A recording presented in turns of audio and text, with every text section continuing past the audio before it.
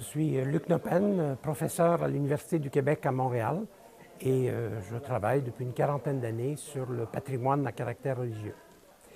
Le patrimoine religieux, ou comme j'aime mieux dire le patrimoine à caractère religieux, est important parce que le fait religieux est comme inscrit dans la culture chrétienne d'Occident. Et au Québec en particulier, je veux dire, le poids de l'Église a été extrêmement important. Et même si les gens cherchent à s'en démarquer un peu, il reste qu'on a développé une société où le fait religieux reste dominant dans les comportements et les habitudes. En plus, on a un paysage architectural qui est vraiment distinct avec la place de l'Église dans la communauté.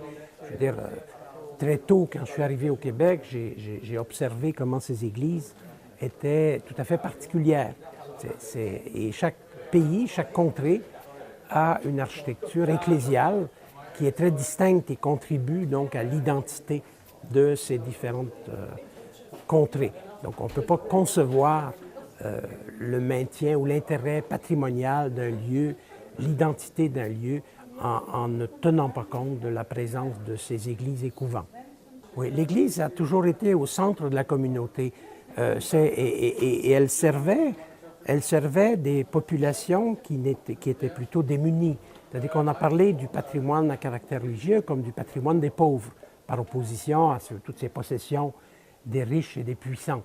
Donc, je pense qu'au moment où l'Église s'efface un peu comme institution dans les différents milieux, je pense qu'il est tout à fait important de reprendre ce patrimoine et de le mettre au service de la collectivité.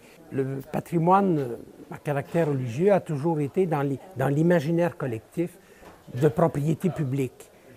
Il s'est un peu privatisé avec la désaffection du culte, mais je pense qu'il faut qu'il redevienne une propriété collective et utilisée par tous, pour tous, avec évidemment des projets au centre de la communauté. On s'est rendu compte récemment que en plus de conserver le patrimoine, ces bâtiments-là, ces